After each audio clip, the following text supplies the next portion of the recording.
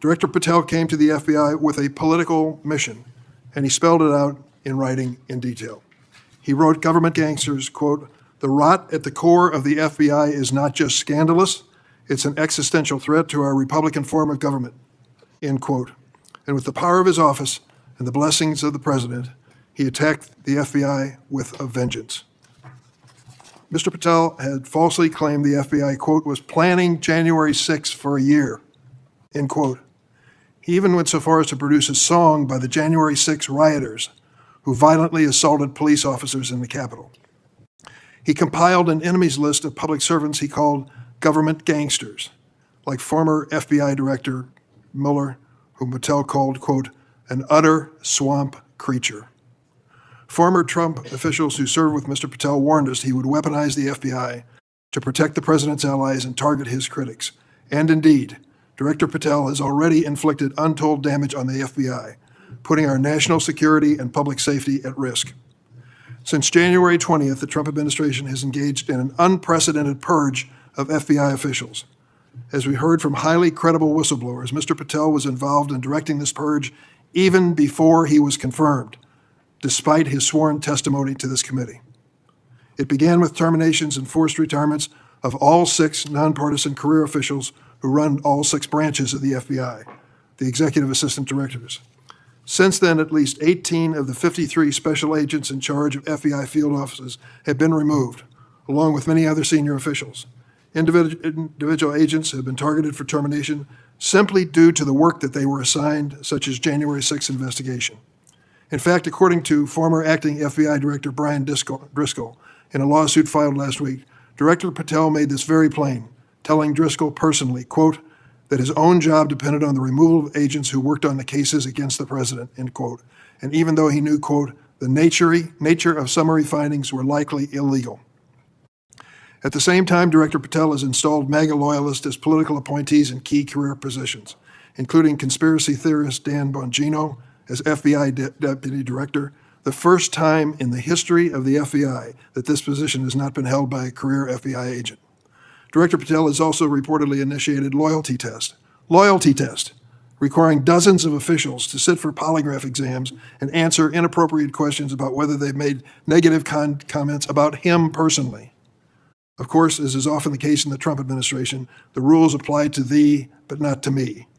As we understand it from highly credible sources, key members of Director Patel's senior executive team and others on the 7th floor had disqualifying alerts on their initial polygraph exams. Well, how did they survive? They survived because of a personal waiver by either the director or the attorney general to remain employed by the Bureau. Understand the context here. Political operatives in key positions, given the routine FBI polygraph exam, failed and had to receive waivers to continue their positions. They were lucky to keep their political appointments. They were. But the 5,000 career civil servants the director has so far forced out of the Bureau's ranks were not offered that same courtesy. 5,000. This mass exodus has created a disastrous brain drain, particularly in the fields of cybersecurity, counterterrorism, and counterintelligence. For example, my office has received information indicating that cuts to the Bureau's cyber division will cut personnel by half, despite the ever-increasing threats posed by adverse foreign actors. The brain drain is exacerbated by Director Patel's misuse of remaining FBI personnel and resources to focus on other priorities of this administration. According to reports, the 25 largest FBI field offices have been ordered to divert 45% of their agents from their primary missions to work on the mass deportation of immigrants. Just as concerning is Director Patel's plan to hire fewer qualified agents by removing the college degree requirement and reducing new agent training at Quantico from 18 weeks to just 8. So we have a brain drain and a significant watering down of training. Quite a record, Mr. Patel. Has recently fired special agents and others have warned, fast-tracking inexperienced and improperly trained people into critical national security jeopardizes the Bureau's ability to effectively protect America. Director Patel himself had no training or life experience for this position. The result of that incompetence is staggering. For example, after Attorney General Bondi publicly stated in February that the Epstein client list was, quote, sitting on my desk right now to review, that's what she said on Fox, Director Patel diverted more than 1,000 FBI personnel from their critical missions to work on 24-hour shifts reviewing over 100,000 pages of Epstein-related records. These personnel were instructed to flag any records in which President Trump was named.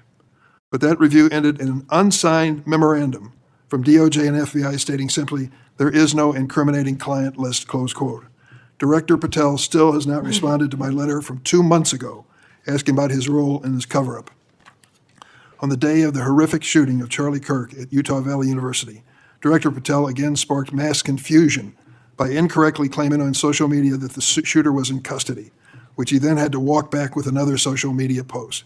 Mr. Patel was so anxious to take credit for finding Mr. Kirk's assassin that he violated one of the basics of effective law enforcement. At critical stages of an investigation, shut up and let the professionals do their job. Notably, Director Patel recently forced out Special Agent in charge of Salt Lake City, Mayim Saeed, a counterterrorism expert with 20 years' experience, who would have led this high-profile investigation. The men and women who serve at the FBI and the American people deserve a director who has the ability and the character to restore the Bureau to its place as the preeminent law enforcement agency. I want to close on a personal note. I came of age in the 1960s. We experienced a number of horrific assassinations, including President John Kennedy, Senator Robert Kennedy, and Dr. Martin Luther King. We are going through a similar period of division and political violence. All of us in public life, on both sides of the aisle, have a responsibility to bring down the temperature and to work to unite the American people. Let's be clear. Republicans are not Nazis, and Democrats are not evil, as Mr. Patel has claimed. Democrats are not responsible for the murder of Charlie Kirk, and Republicans are not responsible for the murder of Melissa Hortman. Our political opponents are not our enemies. We are all Americans, and we should be working together to keep the American people safe and protect their constitutional rights. Thank you, Mr. Chairman. Would you please stand? What you watched was more than fireworks. It was a warning bell. When Senator Durbin pressed Kash Patel, he wasn't trading talking points. He was forcing a public accounting of what's happening to an institution that's supposed to be neutral and expert-driven. Those are the stakes, and they matter for everyone who depends on the rule of law. Start with the pattern Durbin laid out: mass removals of career personnel, promotion of partisan loyalists into senior roles, polygraph questions that reportedly probe whether agents have made negative comments about leadership, and apparent waivers that let political appointees stay despite disqualifying polygraph results. Put those pieces together, and you don't just have personnel changes, you have a rapid reshaping of culture and incentives inside the Bureau. Career agents who followed long investigative leads, built confidential sources, or led complex cyber and counterintelligence work are not interchangeable widgets. When they leave, they take expertise, institutional memory, and trust with them. Rebuilding that takes years, and in the meantime, gaps appear exactly where adversaries are probing most: cyber, espionage, counterintelligence. The polygraph issue is especially corrosive because it's visceral. Polygraphs are controversial tools. They can flag security problems, but they're also prone to false positives and are poor at measuring subjective loyalty. If agents are being asked whether they ever criticize the director, it reframes internal dissent as disloyalty. A healthy intelligence organization needs internal critics and whistleblowers who can raise concerns without fear of being branded traitors. When the line between professional critique and disloyalty blurs, people stop speaking up, and bad choices stay hidden. Then there's the Epstein Files episode Durbin referenced: a sudden, massive diversion of personnel to comb through records, instructions to flag any mention of a high-profile political figure, an unsigned memorandum concluding there was no incriminating client list. Those are exactly the sort of procedural anomalies that breed suspicion, even if there are legitimate legal limits on what can be released. The public has a right to know how sensitive reviews were conducted, who authorized them, and why a high-profile conclusion would be issued in an unsigned form.